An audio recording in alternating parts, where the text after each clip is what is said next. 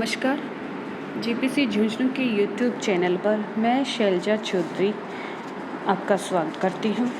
GPC Jhunjhunu लेकर आया है आपके लिए कॉन्सेप्ट ऑफ फिजिक्स की सीरीज, जिसमें आज का हमारा चैप्टर है chapter number 1, physical world, units and measurement. तो physical world, units and measurement के चैप्टर में हम फिजिकल क्वांटिटीज़ क्या होती हैं इनका अध्ययन कर चुके हैं। फंडामेंटल डिराइव्ड क्वांटिटीज़ क्या होती हैं ये पढ़ चुके हैं। मेज़रमेंट को पढ़ चुके हैं और एरर को पढ़ चुके हैं। अब इस चैप्टर का लास्ट टॉपिक है सार्थक अंक, सिग्निफिकेंट फिगर। आज हमें देखना है सार्थक अंक को, सिग्निफिकेंट फिगर्स को। तो स्टार्ट करते हैं सार्थक अंक के साथ। प्रत्येक भौतिक राशि के मापित मान को सभी विश्वसनीय अंकों और एक अनिश्चित अंक अनसर्टेन डिजिट के साथ लिखा जाता है। मापित मान में सम्मिलित जो विश्वसनीय अंक है और जो अनिश्चित अंक है वो संयुक्त रूप से ही सार्थक अंक कहलाते हैं। जैसे माना किसी वस्तु की लंबाई है 82.7 सेंटीमीटर। इसमें सार्थक अंक 3 है, जिसमें 8 व 2 विश्वसनीय अंक है और 7 इसमें अनिश्चित अंक है। 82.7 में 8 और 2 तो हैं आपके विश्वसनीय अंक जो कि फिक्स हैं, और जो 7 है जिसमें अनसर्टेनिटी हो सकती है तो वह है अनिश्चित अंक। अतः किसी मापित मान को सार्थक अंकों से अधिक अंकों में लिखना अनावश्यक होता है। साथ ही ये मापन की परिशुद्धता के विषय में भी हमें गलत सूचना देता है। अतः सार्थक अंकों तक ही हमें लिखना चाहिए। सार्थक अंकों से ज़्यादा अंकों में लिख रहे हैं उसकी ज़रूरत ही नहीं है, वो वेस्ट है टोटली। अब हम देखते हैं सार्थक अंकों के गुणों को। मापित मान में सार्थक अंक चयनित मात्रक पद्धति पर निर्भर नहीं करते हैं कि हमने कौन सी मात्रक पद्धति का प्रयोग किया है, इस पर निर्भर नहीं करते हैं। दूसरा है दशमलव की स्थिति का सार्थक अंक पर कोई प्रभाव नहीं पड़ता है। सार्थक अंक मापन की परिशुद्धता को दर्शाता है, इसलिए मापित मान सदैव ही मापन यंत्र के लीस्ट काउंट के आधार पर लिखा जाता है। मापित मान को हम कैसे लिखेंगे? लीस्ट काउंट के आधार पर लिखेंगे। चौथा है सार्थक अंकों की गणना संबंधी संदेह से बचने के लिए मापित मान को सदैव ही वैज्ञानिक रीति से अर्थात 10 की घात के रूप में हमें लिखना चाहिए। 10 की घात के रूप में आपको लिखना चाहिए सार्थक अंकों की गणना। अब हम देखते हैं सार्थक अंकों की संख्या ज्ञात करने के नियम। पहला है कि सभी जो अशून्य अंक सार्थक होते हैं, सभी अशून्य अंक सार्थक होते हैं। शून्य को तो कंसिडर ही नहीं करोगे। शून्य के अलावा जो भी है 1, 2, 3, 4, 5 ये सभी सार्थक अंक होते हैं। जैसे 0.5, 1.2, 1.71, 2.514, इन सब की हम बात करें तो 0.5 में सार्थक अंक है 1 जो कि है 5। 1.2 में सार्थक अंक है 2, एक तो 1 और एक 2। जबकि 1.71 में सार्थक अंक 3 है। कौन कौन से हैं? 1, 7 और 1। जबकि 2.514 में सार्थक अंक 4 है। कौन कौन से? 2, 5, 1 और 4। जीरो के अलावा जो भी अंक है वो सभी, जीरो के अलावा जो भी अशून्य अंक है, नॉन जीरो जो अंक है वो सभी सार्थक होते हैं। पहला नियम तो ये। दूसरा नियम क्या है? दो अशून्य अंकों के मध्य के सभी शून्य सार्थक होते हैं। जैसे 1008 में सार्थक अंक 4 है, ठीक है। जबकि 1.0908 में कितने सार्थक अंक? 5। क्या कह रहे हैं कि इस 1008 में दो अशून्य अंक है 1 और 8, तो इनके बीच में अगर 0 भी आएगा तो वो सार्थक अंक है। इसी वजह से 1008 के अंदर 4 सार्थक अंक है, जबकि 1.0908 में 5 सार्थक अंक हैं। पहले आपने क्या कहा था कि जो नॉन जीरो हैं वही सार्थक अंक होंगे, परंतु अगर दो नॉन जीरो के बीच में 0 आ रहे हैं तो वो सार्थक अंक में ही काउंट होते हैं। तीसरा है एक से कम संख्या में दशमलव के दाएं व अशून्य अंक के बाएं और उपस्थित सभी शून्य सार्थक अंक नहीं होते हैं। जैसे 0.0018 में सिर्फ 2 ही सार्थक अंक है। कौन कौन से? 1 और 8। एक से कम संख्या यानी पॉइंट के अंदर है, तब क्या होगा कि जो आपका दशमलव होगा उसके दाईं और अशून्य अंक के बाएं वो सार्थक अंक नहीं होते। चौथा नियम क्या है कि दशमलव रहित राशियों में अनुगामी शून्य सार्थक अंक नहीं होते हैं। जैसे 2000 का सार्थक अंक सिर्फ 2 है, क्योंकि 2 के बाद में 0 0 है। अगर इन 0 0 के बाद में कोई नॉन ज़ीरो क्वांटिटी हो जाती तो इन ज़ीरो को हम सार्थक अंक में काउंट कर लेते हैं। जैसे 1200 में सिर्फ 2 सार्थक अंक है, 1 और 2, इसमें भी डबल ज़ीरो हैं, उनको सार्थक अंक नहीं लिया है। 1350 में सार्थक अंक 3 है, इसमें भी ज़ीरो को सार्थक अंक नहीं लिया। अगर इस ज़ीरो के बाद में कोई नॉन ज़ीरो अंक आ जाता तो ये ज़ीरो भी सार्थक अंक में काउंट हो जाते। पांचवा है दशमलव युक्त राशियों में जो अनुगामी शून्य होता है वो सार्थक अंक होता है। जैसे 1.200 में कितने सार्थक अंक है?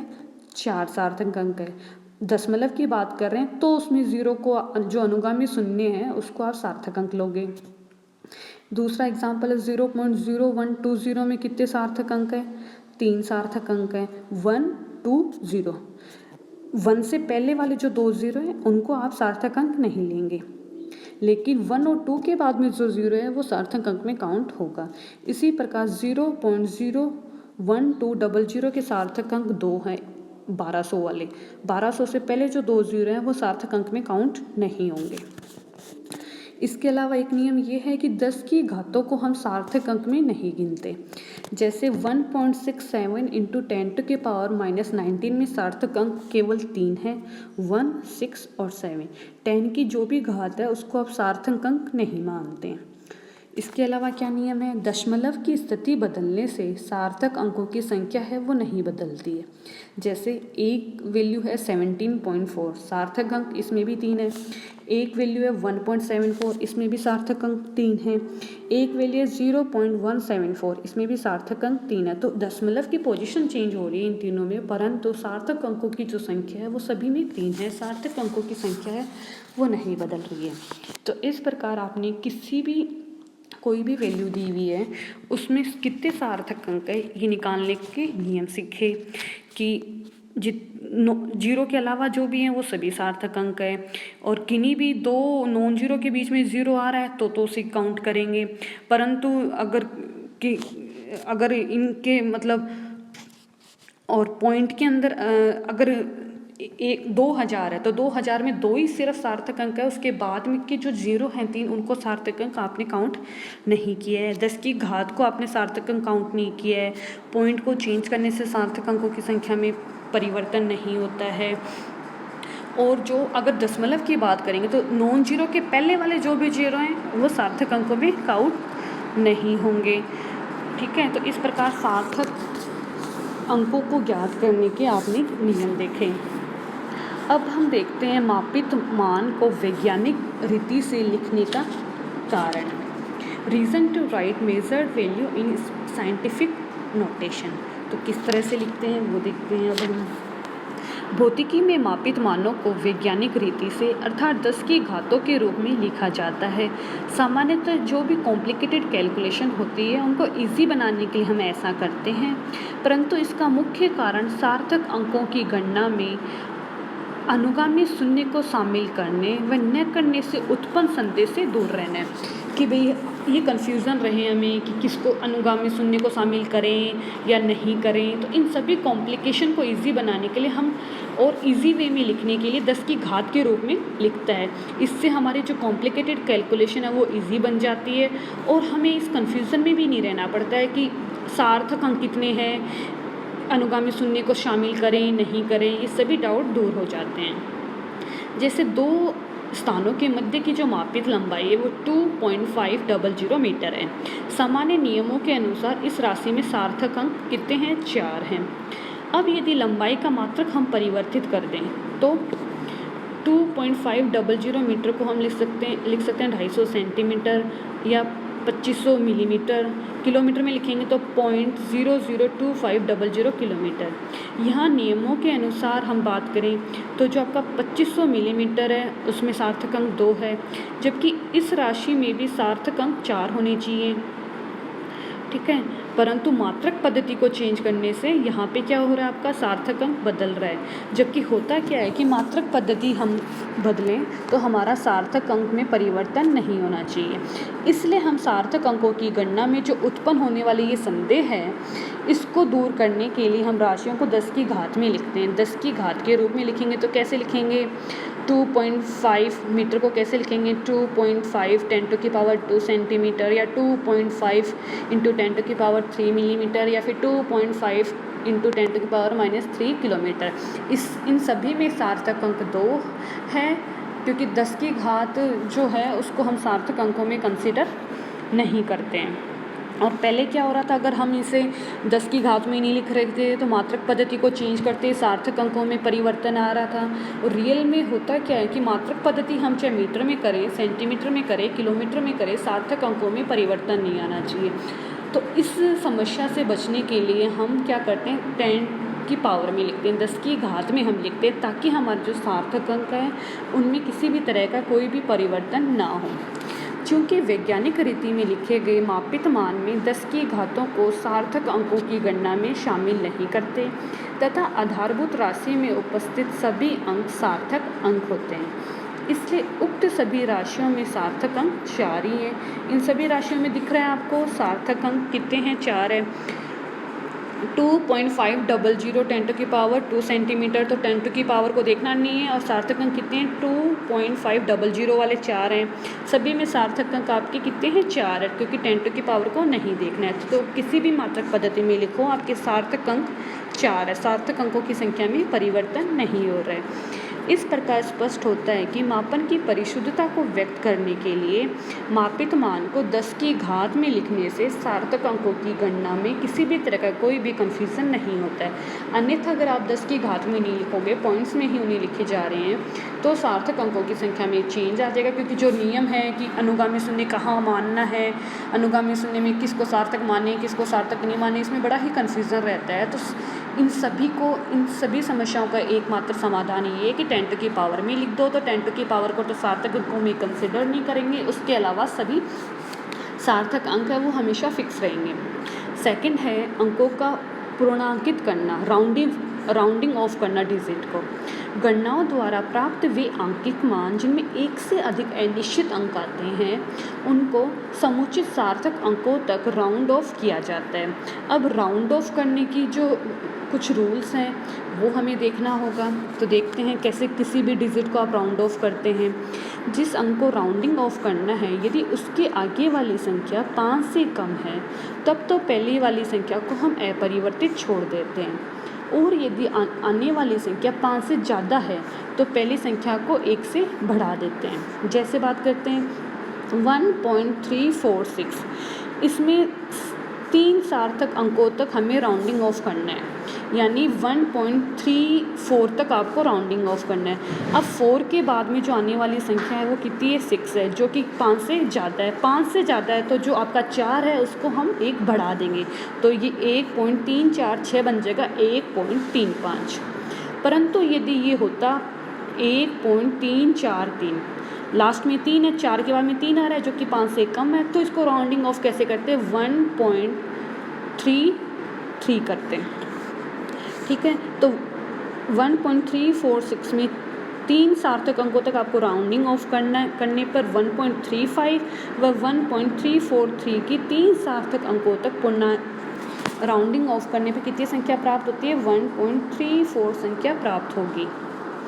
इस प्रकार जिस अंक को राउंडिंग ऑफ करना है, यदि उससे आगे आने वाली संख्या 5 है तो पहले वाली संख्या को सम होने की स्थिति में तो आप अपरिवर्तित छोड़ देते हैं, जबकि विषम होने की स्थिति में उसे 1 से बढ़ा देते हैं। जैसे एग्जांपल लिया 1.345, इसको 3 सार्थक अंकों तक हमें राउंडिंग ऑफ करना है, यानी 1.34 व 1.335 को 3 सार्थक अंकों तक राउंडिंग ऑफ करने पे 1.34 प्राप्त होगी। उपरोक्त संख्याओं में अंडरलाइन जो डिजिट है वो द्वितीय अनिश्चित अंक को दर्शा रहा है। ठीक है, अगर आपकी 5 से ज़्यादा है तो पहली वाली संख्या को 1 से बढ़ा देंगे, 5 से कम है तो उसको छोड़ देंगे, जैसा है वैसा का वैसा। इसी प्रकार अगर 5 है तो उसे सम होने की स्थिति में अपरिवर्तित छोड़ देते हैं और विषम होने की स्थिति में उसे 1 से बढ़ा देते हैं। तो इस प्रकार आपने देख लिया कि किस तरह से राउंडिंग ऑफ आप कर पा रहे हैं डिजिट का। अब हम देखते हैं सार्थक अंकों की गणितीय संक्रियाओं को कि क्या क्या अर्थमेटिकल ऑपरेशन है सिग्निफिकेंट फिगर्स के। अंकगणितीय संक्रियाओं से प्राप्त परिणामी मान को सार्थक अंकों के अनुसार लिखा जाता है।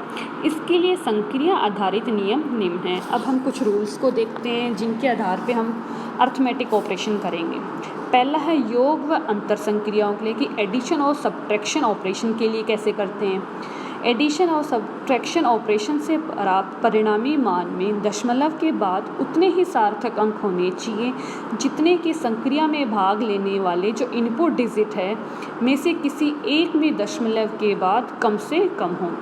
जैसे 3 द्रव्यमान है, कौन कौन से, 436.32 ग्राम, 227.2 ग्राम प्लस 0.301 ग्राम। तो इसका प्लस क्या आएगा 663.821। क्यों लिया हमने 3 पॉइंट्स के बाद में, क्यों 3 सार्थक अंकों को लिया, क्योंकि मैक्सिमम कितने आ रहे हैं इनमें, 3 आ रहे हैं पॉइंट के बाद। कौन से वाले में, 0.301 में पॉइंट्स के बाद में 3 आ रहे थे, 3 सार्थक अंक। तो हमें पॉइंट के बाद में 3 सार्थक अंकों तक लेना पड़ेगा।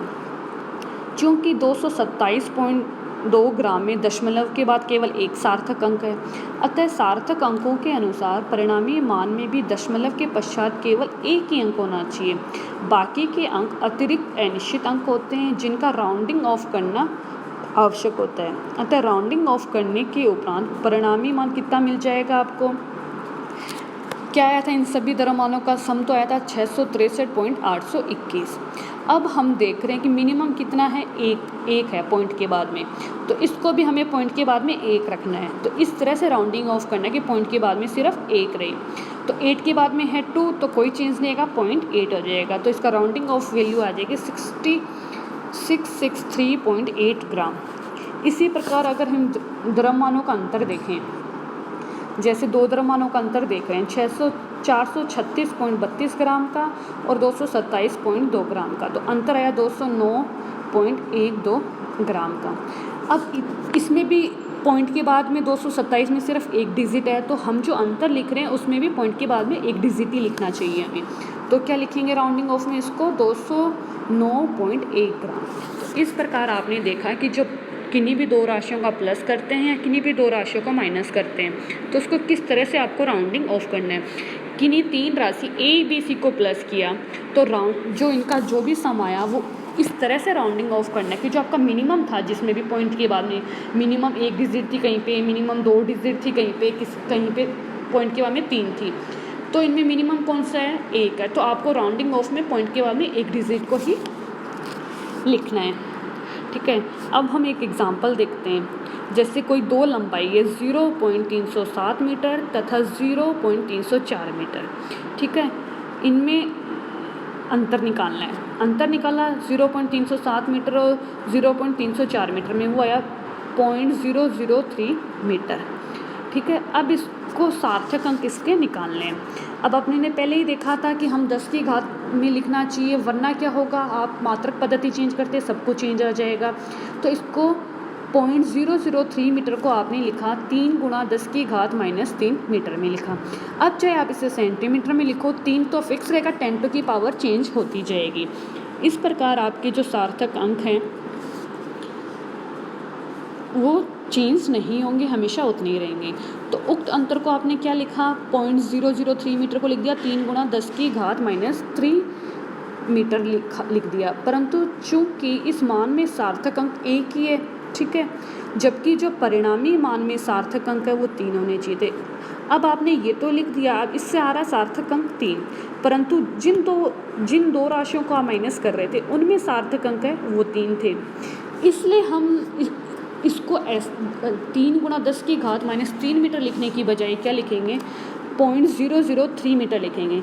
जैसा इनपुट में जितने सार्थक अंक थे उतने ही सार्थक अंक आउटपुट में आए, इसके लिए इसको 3 गुणा 10 की घात -3 की बजाय 0.003 मीटर लिखना ज़्यादा उपयुक्त है, ठीक है। तो किन्हीं भी दो राशियों का प्लस या किन्हीं भी दो राशियों का जो माइनस है वो उसी तरह से लिखा जाता है जैसा उनका इनपुट था। उनके इनपुट में जितने सार्थक अंक आ रहे थे, उनके इनपुट में जितने पॉइंट के बाद में संख्या आ रही थी, उतना ही आउटपुट में आना चाहिए। तो प्लस और माइनस का देखा। अब हम देखते हैं मल्टीप्लिकेशन और डिवीज़न ऑपरेशन में किस तरह से काम किया जाता है। गुणन व भाग संक्रिया से प्राप्त परिणामी मान में सार्थक अंकों की संख्या सबसे कम सार्थक अंकों वाली जो इनपुट संख्या होती है उसके समान होती है। जैसे दो राशियां हैं 1.3 और 1.125, इनका गुणनफल आता है 1.4625। परंतु सार्थक अंकों के अनुसार अगर हम सही परिणामी मान का राउंडिंग ऑफ करें तो क्या आ जाएगा, 1.5 आ जाएगा। इसी प्रकार 1.3 में 1.125 का भाग देंगे तो भागफल आता है 1.1555, इस तरह से। अब इसका राउंडिंग ऑफ करोगे तो परिणामी वैल्यू आ जाएगा 1.2। ठीक है, तो आप मल्टीप्लिकेशन और जो डिवीज़न है, किन्हीं भी दो राशियों का मल्टीप्लिकेशन कर रहे हैं या उनका डिवीज़न कर रहे हैं, तो सार्थक अंकों की संख्या है वो सबसे कम जो सार्थक अंक है, जिस इनपुट में सबसे कम सार्थक अंक है उसके बराबर आना चाहिए। जैसे आपने दो वैल्यू ली 1.3 और एक ली 1.125। 1.3 में आपके पास सार्थक अंक है 2, जबकि 1.125 में सार्थक अंक है 4। तो इसका जो भी मल्टीप्लाई आएगा उसको राउंडिंग ऑफ आपको इस तरह से करना है कि उसमें सार्थक अंक 2 आए।